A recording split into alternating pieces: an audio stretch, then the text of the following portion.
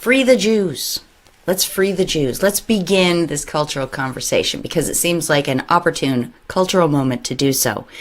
Not only because of the things that are going on with certain celebrities right now, but also because the triggering of the Jewish diaspora seems to be at a fever pitch. There's just a bunch of things happening right now that are causing sort of an outpouring of terror.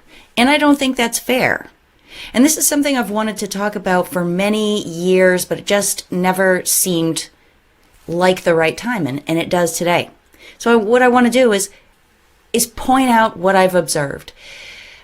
And it comes up in a lot of branches of my research. And that is that it really seems like Jewish leadership and other predatory sorts of people have kind of built, hold on to your hats, a cult. They've done the classic formulation of a cult so that when they want to and when they need power, they can trigger the people inside of it into certain reactions that will help them. All right?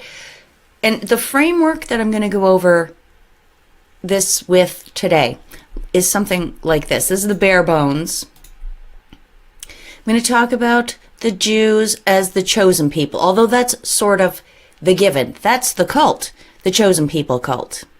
And I'm going to show how this has created kind of an us versus them mentality, which again is essential to building a cult.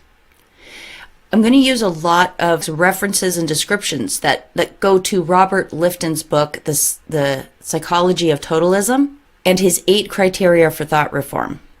And we're going to talk about this in terms of the state of Israel and Zionism.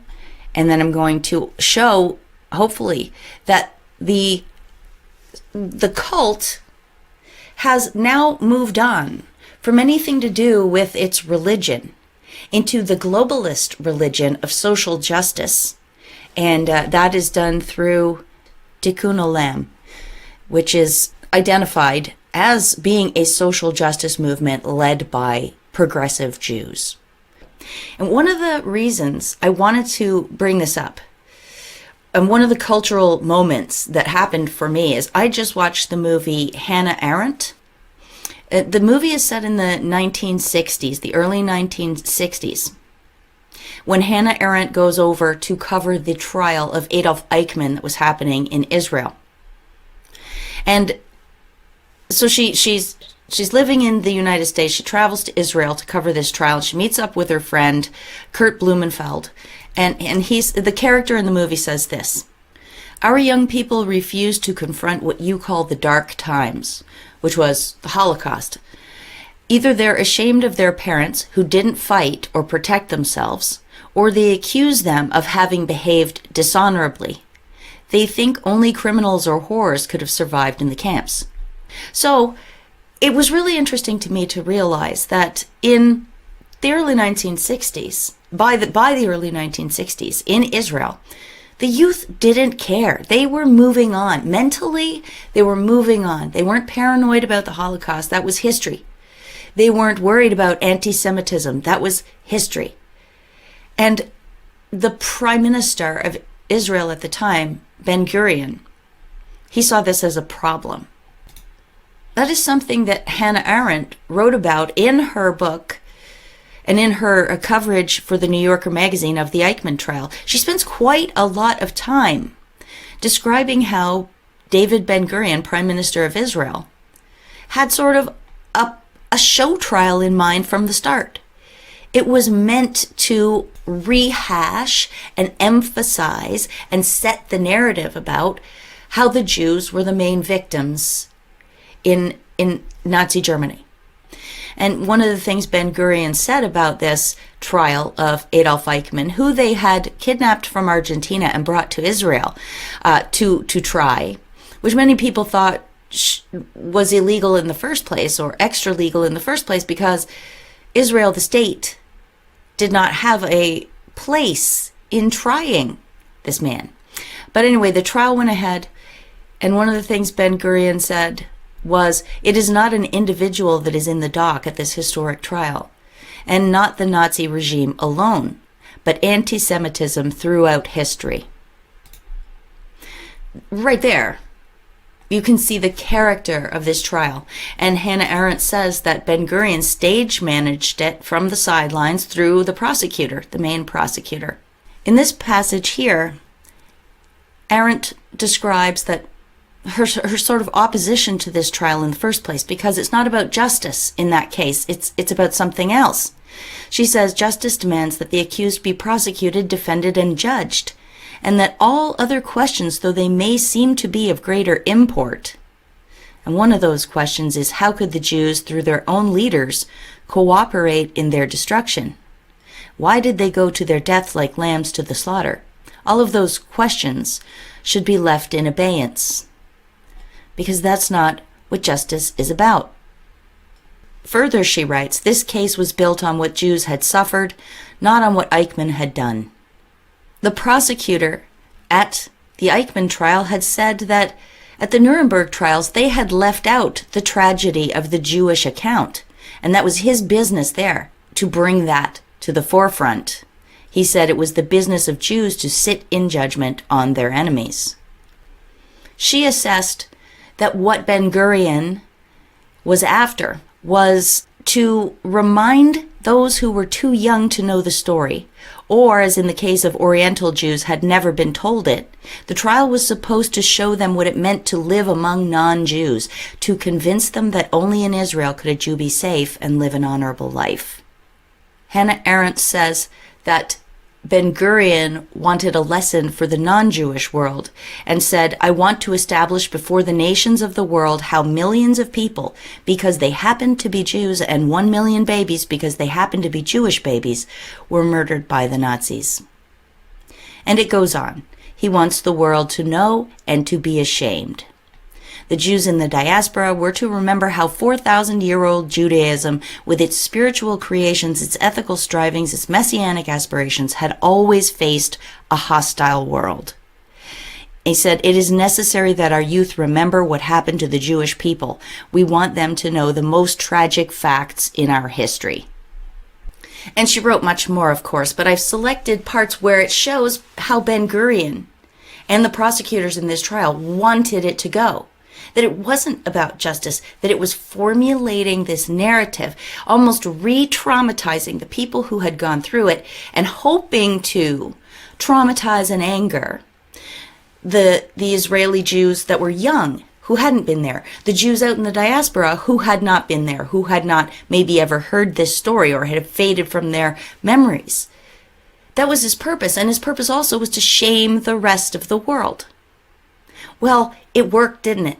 Because in my opinion, and I'm 51, my entire life I have been exposed to the story of the Holocaust from the Jewish point of view only. And I'm talking every single year in school growing up when I was a young kid. They showed us those movies when I was 6, 7, 8, 9, 10 years old. Every year of the emaciated people and of bodies being piled into pits. This was traumatizing. And this narrative was repeated and repeated and repeated, and it is dominant. And if I were Jewish, I can't imagine how that would make me feel. But we're going to get into that now, how it would make people feel. Hannah Arendt said that the trial had this result. Not only has their conviction of the eternal and ubiquitous nature of anti-Semitism been the most potent ideological factor in the Zionist movement since the Dreyfus Affair, it must also have been the cause of the otherwise inexplicable readiness of the German Jewish community to negotiate with the Nazi authorities during the early stages of the regime. This conviction produced a fatal inability to distinguish between friend and foe. That's amazing. Because honestly, that's what I see out there right now. There are people who say things that are not at all trying to hurt the Jewish community. But people are on a hair trigger. And if they even sense that it might be interpretable in that way, they go crazy and they want to eradicate it from existence. they are not able to distinguish friend from foe. They put us, everybody, but especially Jewish youth, through this cycle of trauma by reintroducing this all to them, by expanding and dramatizing the story every time they tell it. That's the trauma, which leads to a psychological dissociation in many people, even momentarily. But when people dissociate, they are highly vulnerable to suggestion. And that's when you can plant these post-hypnotic suggestions, these triggers, these trigger things. Now you might notice that this is a method that a lot of groups use these days. It is not by any means limited to the Jewish people. This is how it kind of works now.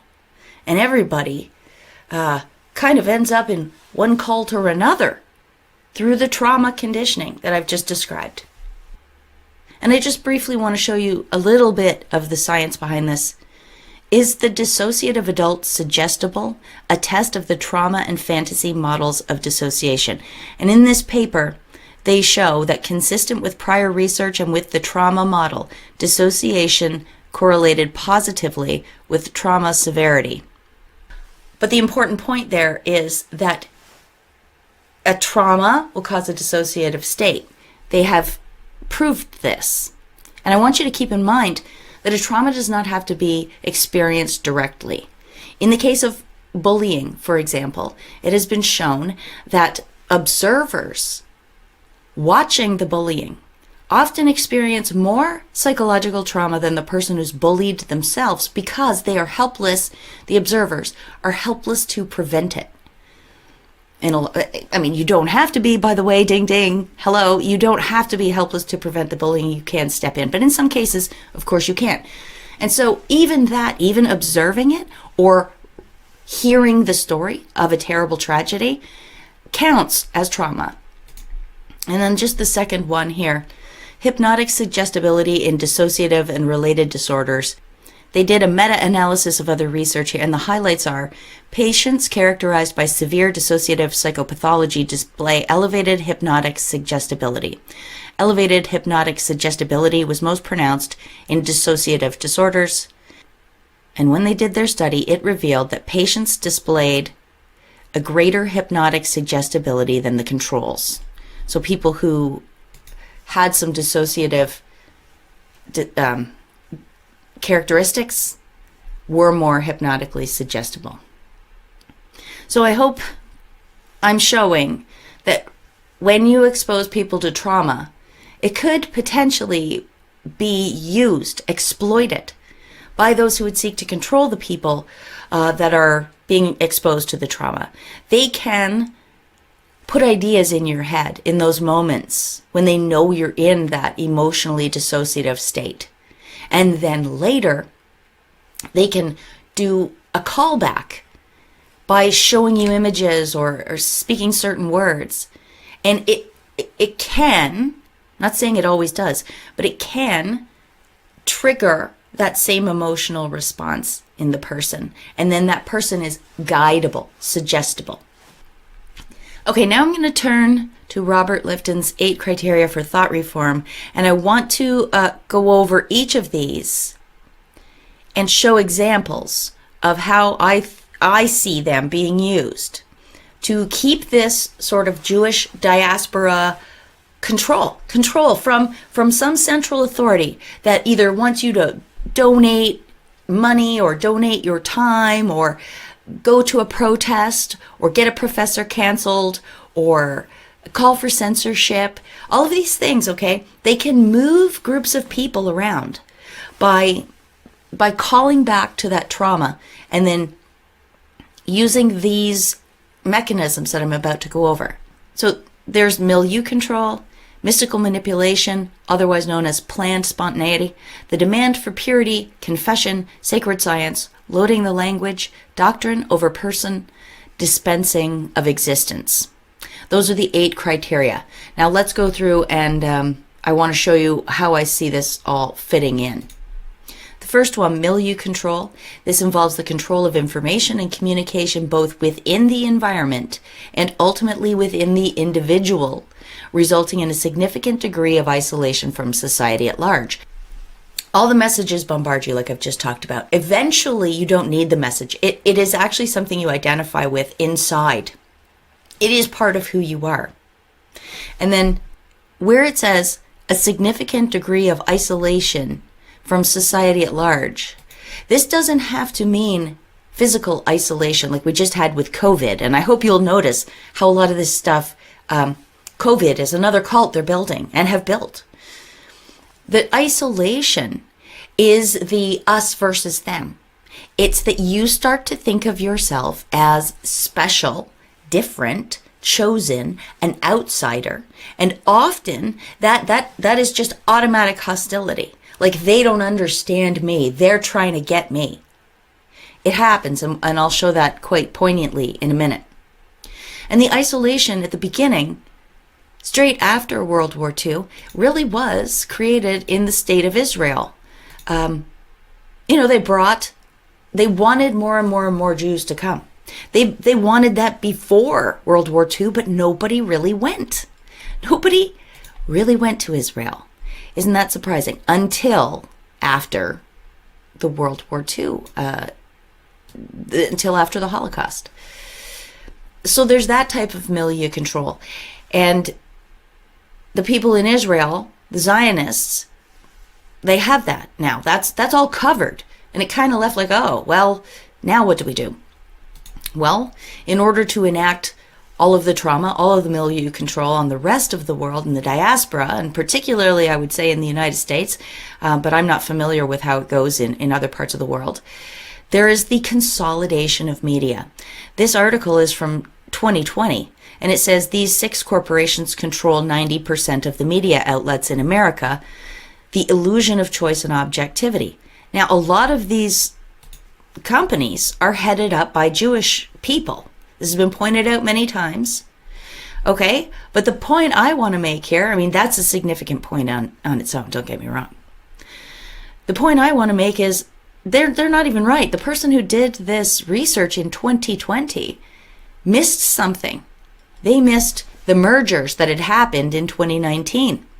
In this article, we learned that CBS and Viacom merged in August 2019. So that's, scratch those, they're one now. And it also says in that article from LA Magazine that there was a consolidation of AT&T and Warner, and also Disney and Fox.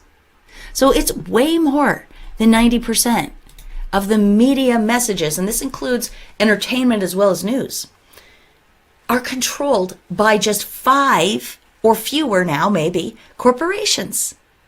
And much of the control of those organizations is Jewish in the first place. So the milieu control is very tight. And then you add on censorship, where they will not allow people to put competing ideas out there. No other narrative but our narrative is what they say. And that's very, very cult-like. That is very, very much in keeping with the psychology of totalism and thought reform, which is another word for brainwashing, by the way. They keep changing the names of brainwashing. I don't really know why, but I suspect it's so that people can't do good, solid research throughout history. You have to know what it was called at various phases of time. So we have brainwashing, we have thought reform, and now we have like coercive control and other words for it as well. It's all the same thing. Moving on to the next area of thought reform. Number 2, mystical manipulation. There is manipulation of experiences that appear spontaneous, but in fact were planned and orchestrated by the group or its leaders in order to demonstrate divine authority or spiritual advancement or some special gift or talent that will then allow the leader to reinterpret events, scripture, and experiences as he or she wishes. Well, I mean, if you think of all other cults, it's very obvious that that happens, isn't it? But to show it in action in Judaism, I want to call your attention to this documentary which was made in, I think it was 2009, called Defamation. It's a really, really interesting documentary, and it follows people around that do the censorship and do the lobbying of government. It goes to actual news stories to show how they're reinterpreted to make it seem like it was an anti-Semitic event when really it wasn't. But the part I want to show you is when the filmmaker goes over to Israel and he's accompanying the teens on a trip to Poland. And they do this every year with a group of teens. And he says at the beginning that when he was a kid, like 500 people a year from the whole country used to go. And by the time he made this documentary, it was more than 30,000 a year that do this. So I'm going to show you some little outtakes of that section with the teens all strung together. I think it's going to be about 4 minutes long, sorry. But it's important that you see what I mean by the trauma, then the dissociative state, then they're suggestible, and then you come in and you tell them the things you want them to know. You've formed the minds of the children. All right, watch this. כל אחד יגיד מה החיבור האישי שלו למסע, למה הוא רוצה לנסוע לפולין. אני דור שלישי לניצולי שואה, ומהרגע הראשון שסבתא שלי סיפרה לי על סיפורים על השואה, ראיתי את המבט שלה, מבט שלא נסלח ולא נשכח. וראיתי מה היא מרגישה, אבל לא הרגשתי את זה גם. זה בעיקרון מה שאני רוצה להרגיש במסע, את התחושת שלה לא לסלוח ולא לשכוח. The kids are going through a longer preparation for the trip to Poland. The school counselor is in charge of their mental preparation. ותנסו באמת להבין את הקשר בין אז להיום. זאת אומרת, האנטישמיות זה דבר שלא נגמר. בעקבות השואה קמה מדינת ישראל, אבל האנטישמיות זה משהו שיש עד היום, וכל הזמן תקראו עיתונים. מלבד זה יוצא איתכם גם מאבטחים, יוצאים איתכם מאבטחים. המאבטחים לא יאפשרו לכם ליצור שום קשר עם האוכלוסייה המקומית. תפגשו שם אנשים שלא אוהבים אותנו. תראו, לא אוהבים אותנו, תחשבו שאתם, סלי.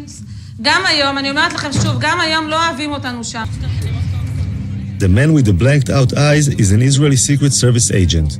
במידה ועכשיו קורה איזה מצב ששומעים איזשהו פיצוץ, לא משנה כרגע מה שאני מבקש זה דבר ראשון, כולם לשבת או לשכב אפילו במעברים כמה שיותר מהר, בסדר?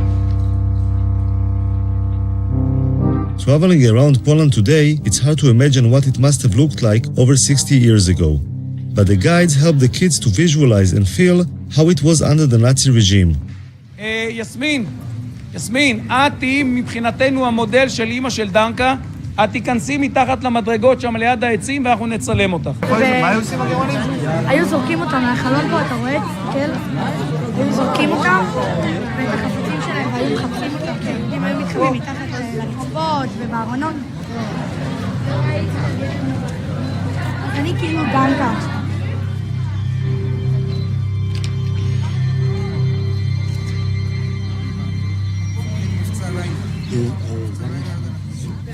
בגטו לובלין. גטו יהודי בעיר לובלין. Izrael? No to mów po Izraelu, a nie tam gadasz jak po chińsku. Ja myślałem, że z Chin jesteście. Kto gada? Izraelcianie? Pytam się skąd, a dopiero jak powiedziałem, że z Izraela, no to powiedziała, że tak. English. הוא מדבר רעות על ישראל, הוא אמר שאנחנו כלבים. הבנתי. בואי כבר, מה את מדברת עם אחד כזה? רוני. למה התחלת לדבר? רוני.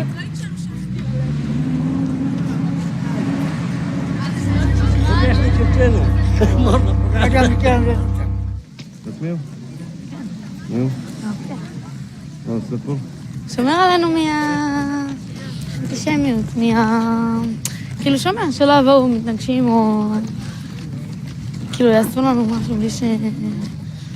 את חושבת שזה יכול לקרות?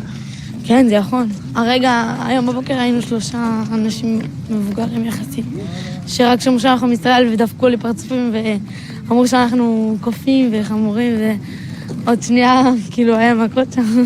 הם לא אמרו שום דבר כזה. לא? לא? הם כן. לא? מה? לא נתנו לו יוצאים? לא קשור לעייפות, מה? הייתי יוצאת. יש ניאו-נאצים, כאילו פה בפולין, שיש סכנה, יש לנו סכנה, כי נגיד הם יכולים לדפוק לנו בדלת בלי שנדע מי זה, ויכולים להתחיל לזרוק דברים מהחלון.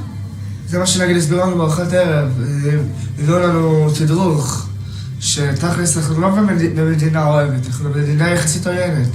נגיד אם יגלו איפה אנחנו עשינו לנו פה הפגנות בחוץ, או אבנים יזרקו עלינו, ונגיד לפני שבועיים נכנסו לי פה שיכורים כאילו ניאו-נאצים, התחילו לדפוק פה בקלטות וחיפשו יהודים. ככה כאילו הסבירו לנו אתמול בארוחת ערב. מי הסביר? השב"כ, תשמע, הוא דפוק, אנחנו אוכלים בסבבה, פתאום הבא יש לי כמה דברים בשיא העדינות. אתה רואה כזה, אחד כזה, אשכנזי חמוד כזה, פתאום מתחיל לראות איתך על ניאו-נאצים וזה, כולם היו בשוק, לא יכולים לסיים את האוכל.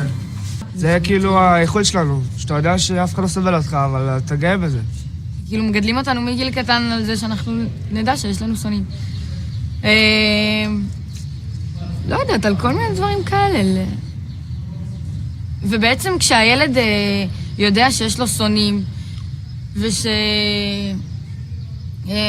כאילו מה שקרה בשואה לדורות הקודמים שלו, אז זה גורם לך איזה סוג של כעס לצד השני, כאב, כעס, אפילו שנאה.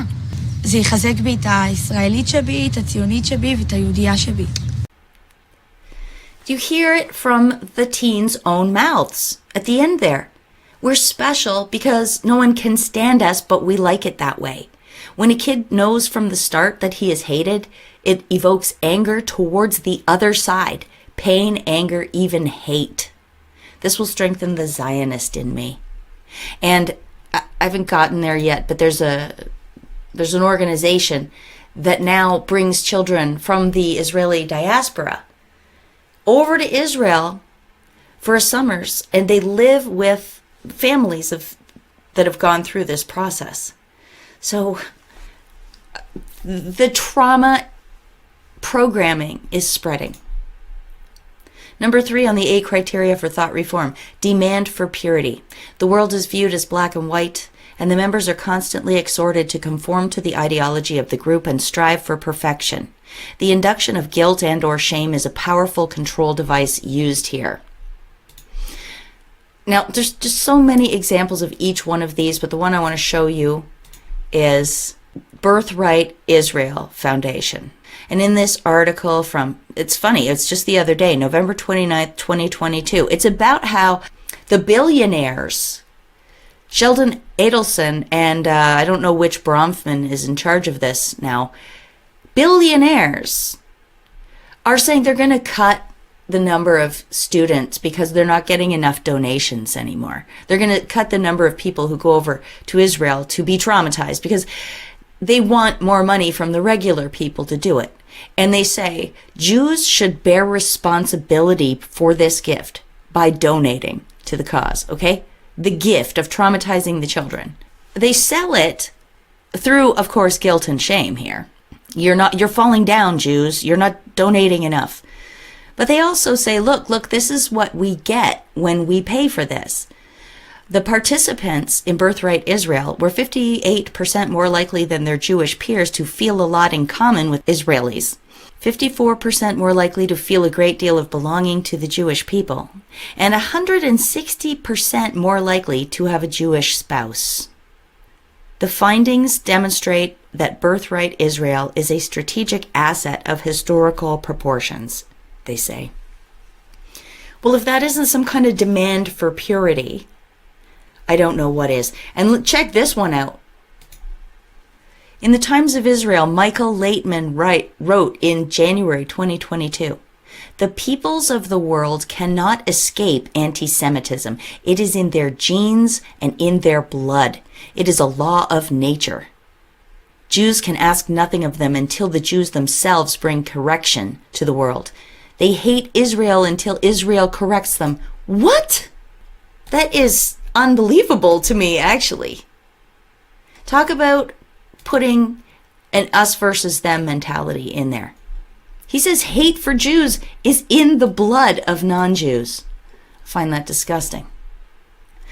And the next criteria is the cult of confession, closely related to the demand for purity, is an obsession with personal confession. Confession is carried beyond its ordinary religious, legal, and therapeutic expressions to the point of becoming a cult in itself.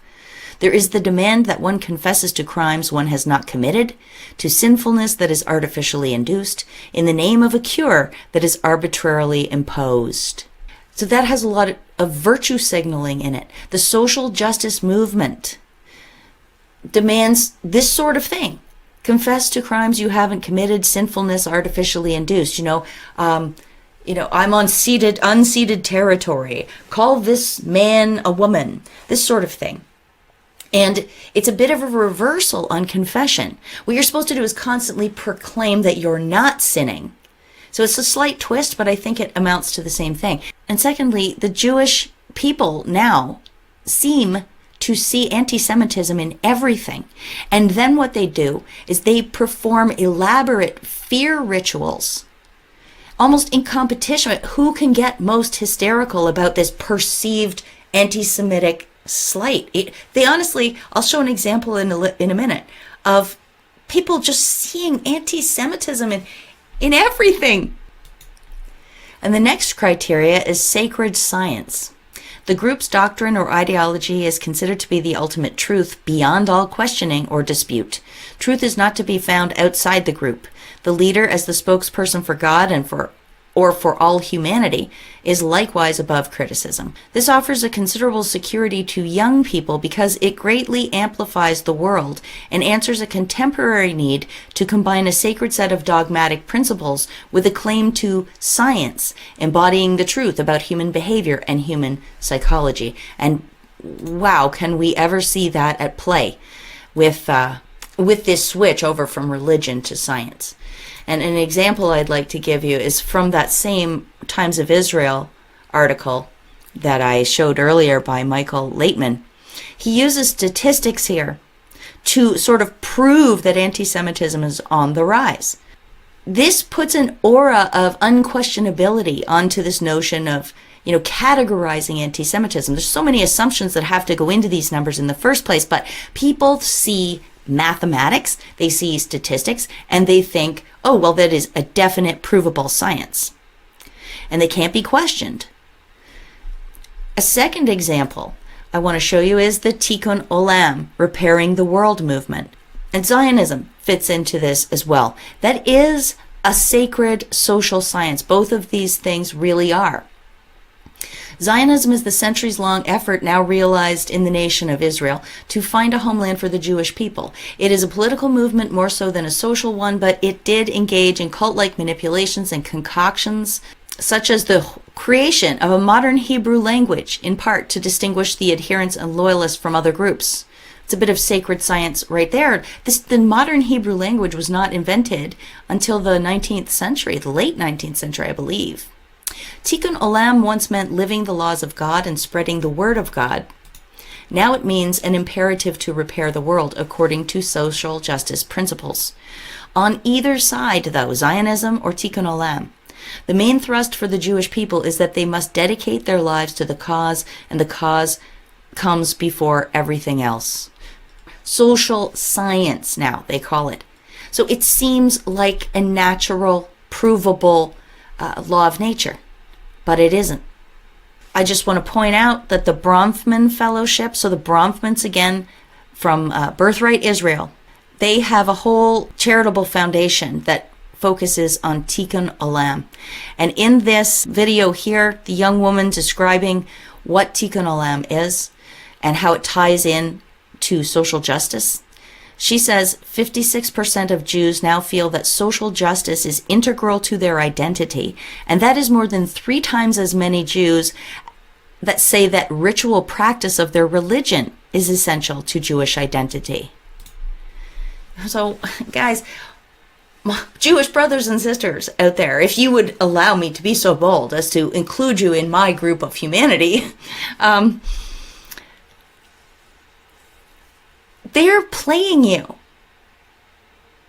At first it was all about your religion, but over the last decades, they have morphed that It is not about your religion anymore.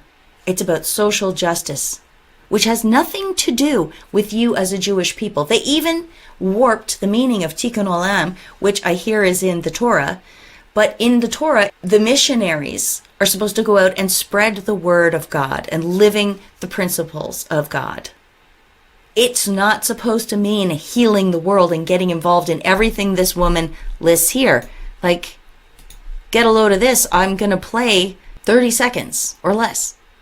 So in the past few weeks, we've done a very quick tour through a few movements in which Jews have been deeply involved, movements that Jews have both shaped and been shaped by. We've talked about the labor movement, the civil rights movement, and the women's movement. And of course, there are so many other movements that we could have covered. There's Zionism, peace and anti-war activism, LGBT activism, Soviet Jewry, environmentalism, genocide in Darfur, immigration reform, Occupy Wall Street. There's so many places where we see Jews' involvement and where we could connect it to issues of Jewish tradition and history and identity.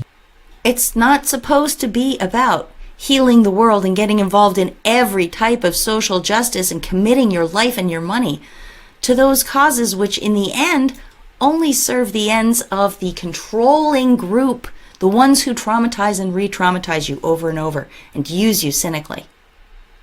And what's next? What's next? Loading the language. The group interprets or uses words and phrases in new ways so that often the outside world does not understand. This jargon consists of thought-terminating cliches, like anti-Semitism, which serve to alter members' thoughts processes to conform to the group's way of thinking. Yeah, anti-Semitism, automatically they freak out, right? And then they're highly suggestible. But there's more. I mean, like I said earlier, they totally created a new language. Yes, it was a revived language. There was Hebrew in the past, but it was gone. And they formulated this in the 19th century. Hebrew was revived. But there's something else too. Shibboleth. I want to introduce you to this term. Sam Bankman-Fried really introduced everybody to this term the other day. A shibboleth is a custom or tradition, usually a choice of phrasing or even a single word that distinguishes one group of people from another. Shibboleths have been used throughout history in many societies as passwords, simple ways of self-identification, signaling loyalty and affinity, maintaining traditional segregation, or protecting from real or perceived threats. Now, Sam Bankman-Fried used that word in a really interesting way when he was texting back and forth with a friend who worked at Vox News. The friend ended up acting in her capacity as a reporter rather than a friend, and she released the texts. Now, this is very interesting. She says, "You were really good at talking about ethics for someone who kind of saw it all as a game with winners and losers." And Sam replies, "Yeah, hee. I had to be. It's what reputations are made of to some extent. I feel bad for those who get effed by it. By this dumb game we woke Westerners play where we say all the right shibboleths and so everyone likes us." Well, by shibboleths in this case, what Sam Bankman-Fried means is Tikkun Olam, which is also all of the Sustainable Development Goals. These tie together. Social justice and the Sustainable Development Goals are practically one and the same, only you see more of their economic applications in the Sustainable Development Goals. So yeah, Sam Bankman-Fried, if you recall, sold his whole fund on he was going to save the world. He was going to save the world, and that's how the big media types introduced him. Look, he's a billionaire who's into effective altruism and he's going to save the world. Meanwhile, he was just ripping people off all over the place. And the thing about that is, well, maybe I get into that later. Pardon me. We'll move on. We'll move on to the other loading the language example. Anti-Semitism. The ADL tweets all day, every day, about anti-Semitism, and it's a powerful, powerful lobby. But according to them and the other people in charge of the milieu control and the information flow, you can't say globalist. Typo. You can't say globalist. That's an anti-Semitic trope. You can't say international bankers. That's an anti-Semitic trope. They say David Icke meant Jews when he said aliens in his presentation. Calling something a ritual child sacrifice is apparently anti-Semitic because they think it's the same as the blood libel. It doesn't matter that nobody mentions Jews when they say these things. it's still anti-Semitic. In some ways, it cracks me up because it's like they're putting a big neon sign over their head, pointing to what they feel guilty about: globalism and international banking. And I hate to say it, but ritual child sacrifice. I mean, why do they get so defensive about this stuff and say it's anti-Semitic? Why? I mean, it's not a smart strategy, you guys. I'd like to wake you up to that. All right, what's next? I'm going to do these two together. Number 7 and number 8. Doctrine over person and dispensing of existence. Doctrine over person is a member's personal experiences are subordinated to the sacred science, and any contrary experiences must be denied or reinterpreted to fit the ideology of the group. And then dispensing of existence is that the group has the prerogative to decide who has the right to exist and who does not. This is usually not literal, but means that those in the outside world are not saved, they're unenlightened, unconscious, and they must be converted to the group's ideology. If they do not join the group or are critical of the group, then they must be rejected by the members. You can really see this in Scientology, and Leah Remini has done a good series about that, and how they, what do they call it? Fair gaming. If you contradict the group, or God forbid, leave the group, they go after you, they smear you, they stalk you, they try to ruin your life. And we've had many reports of this happening with COVID as well. But in the context of Judaism, I'm going to point to a couple of people. Jews, well-respected Jews, until they took the opposite or point of view of the powerful Jews. One of them is Norman Finkelstein. He was canceled like way back in the early 2000s because he wrote a book called The Holocaust Industry. I mean, I can just see the triggering, heads exploding with just that phrase alone, never mind what the book claimed. The Holocaust Industry: Reflections on the Exploitation of Jewish Suffering. And he also wrote a lot about the Palestinians and how Israel treated Palestine. And they viciously attacked him. Of course, they got him canceled. He's probably one of the earliest to be canceled in the latest round of cancelings. So there's him, and there's Hannah Arendt, who had been she's a genius. In my opinion, she's a genius. And she had been a darling of intellectuals, especially Jewish intellectuals, because she's Jewish herself and lived through the Holocaust forever. But then she covered the Eichmann trial, like I talked about in the beginning. And she is still unwelcome among them, although apparently some progressive Jews are finding some use in the things she wrote and are trying to reintegrate her work into their society. But they just wrote her off because she said what she said when in that New Yorker piece that I read you excerpts of in the beginning. You can't do that, according to them. You can't be nuanced. You must adhere to the narrative or you're out, dispensed with. But the last example I want to show you actually is, it goes only with doctrine over person here. Doctrine over person, where if it can be reversed, like you get accolades as long as you put doctrine over people.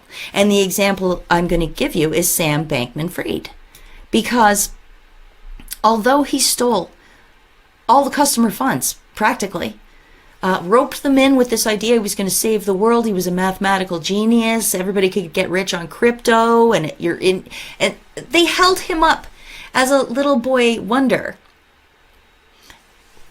Hundreds of millions, billions of dollars went into this fund. And he lost it all. And he laughed about ripping people off. I showed you the shibboleth thing. Well, just the other day, he was in New York at something called the New York Times sponsors every year, called Deal Book. And they invite a bunch of people to it. And after he finished talking and admitting that he ripped people off, the audience there gave him a standing ovation. So, when you think of doctrine over person, there's also this notion that as long as you are advancing the goals of the leaders of the collective, or the group, of the cult. And that's the doctrine. As long as you're advancing the doctrine, you can do no wrong, no matter if you hurt anybody. Doctrine over person. And I want to point out, in this tweet about it, Chef Andrew Gruel ends his admonition with saying America, as if it's America's fault, as if it's unique to America that they would give a standing ovation to a criminal like this, quasi-criminal like this. He's a criminal, just not yet to be proven, right? So I will watch my tongue, but it's not only America. This is the globalist thing. And by saying globalist, I'm now an anti-Semite, right? It doesn't make any sense, does it? The people at this event who were speaking, there was a lot of Americans. A lot of these people work for very powerful organizations. But we also have Benjamin Netanyahu and Volodymyr Zelensky there. And a guy from the CEO of TikTok, who I think must be a Chinese national living in China. I'm not sure. But yeah, my point is just, it's not America. It's not America. It's that cult of globalism, which is the same thing as the Sustainable Development Goals, which is the same thing as the Tikkun Olam, which is basically where the predatory leaders of Judaism and the people in control of all the information have taken the Jewish people. They have taken that group that they created and they have moved them solidly away from identifying with their religion and their traditions into identifying with the goals of the predators. And they call it social justice. But that's just another lie. And the progressive Jewish people are at the forefront of that movement. And you've got to admit it. They brag about it all the time. That video I showed you earlier, the tiny clip of that woman. It's true. So to wrap up, thanks for sticking with me. There's so many interesting things I want to talk about with this, but I can't go on forever. I might have already driven you crazy by how much I talked, but this is a huge topic. And the crack where we can get some light in might be there right now. We have to use this cultural moment to reach out across this barrier, this imaginary barrier between Jews and non-Jews, and help them heal. I really, really want to help them stop being so triggered. I want them to realize that this is it's an industry, like Norman Finkelstein said. They're preying on you. They are taking your children, who should by now have long left that horrifying trauma of the Holocaust behind them. We should let everybody grow up and heal at this point, because they're being used as pawns now. The fear is used to control people. And I believe that the Holocaust model, this trauma model, reminding people of this, traumatizing them, making them suggestible, and then steering them, planting triggers in them that you can pop up at any time.